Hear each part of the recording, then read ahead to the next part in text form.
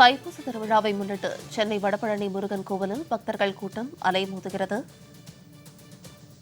இன்று தைப்பூச திருவிழாவை முன்னிட்டு பல்வேறு முருகன் கோவில்களில் பக்தர்கள் கூட்டம் அலைமோதி வரும் நிலையில் தற்போது வடபழனியில் பக்தர்கள் கூட்டம் அலைமோதுகிறது. 1 கிலோமீட்டர் தொலைவிற்கு நீண்ட வரிசையில் காத்திருந்து முருகப்பெருமானை பக்தர்கள் வழிபட்டு வருகிறார்கள்.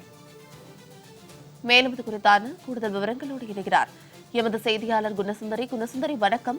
இது குறித்தான விரிவான விவரங்கள். வணக்கம் சாரலதா. தமிழகம் முழுவதும் இன்று தைப்பூச திருவிழா பக்தி உற்சாகத்துடன் கொண்டாடப்பட்டு வருகிறது. இது தற்பொழுது சென்னை வடபழனி முருகன் கோயிலிலும் அதிகாலை முதலே பக்தர்கள் கூடி சாமி தரிசனம் செய்து வருகின்றனர். குறிப்பாக தை மாதம் பூச நட்சத்திரங்களில் கொண்டாடப்படும் தைப்பூச திருவிழா முருக பக்தர்களின் ஒரு முக்கிய பண்டிகையாக பார்க்கப்படுகிறது. இந்த நாளில் அதிகாலை முதலே பக்தர்கள் கூடி சாமியை தரிசனம் செய்வது வழக்கமாக இருந்து வருகிறது. இந்நிலையில் இன்று அதிகாலை 4 மணி முதலே வடபழனி முருகன் கோயிலில் தரிசனங்கள் என்பது தொடங்கி கோவிலில் சிறப்பு அபிஷேகங்கள், ஆராதனைகள் மற்றும் பூஜைகள் என்பது தொடர்ந்து நடைபெற்று வருகிறது.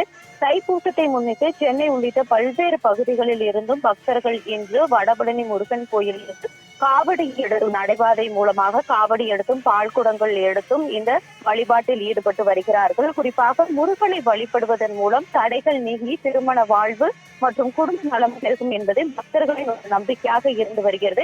குறிப்பாக இன்று அதிகாலை முதலே இங்கு வடபழனி முருகன் கோயில் முழுவதும் இருக்கக்கூடிய அனைத்து சாலை வழிகளிலும் குறிப்பாக மக்கள் நீண்ட தொலைவில் 1 கிலோமீட்டருக்கும் மேலாக நீண்ட தொலைவில் காத்திருந்து இந்த வழிபாடில் ஈடுபட்டு வருகிறார்கள். குறிப்பாக இந்த பக்தர்களின் பாதுகாப்பிற்காக இங்கு 4 உயர கோபுரங்கள் மற்றும் 500க்கும் மேற்பட்ட காவல்துறையினர் பாதுகாப்பு பணியில் ஈடுபட்டு வருகிறார்கள். சாரலதா, விரிவான விவரங்களுக்கு நன்றி குணசுந்தரி.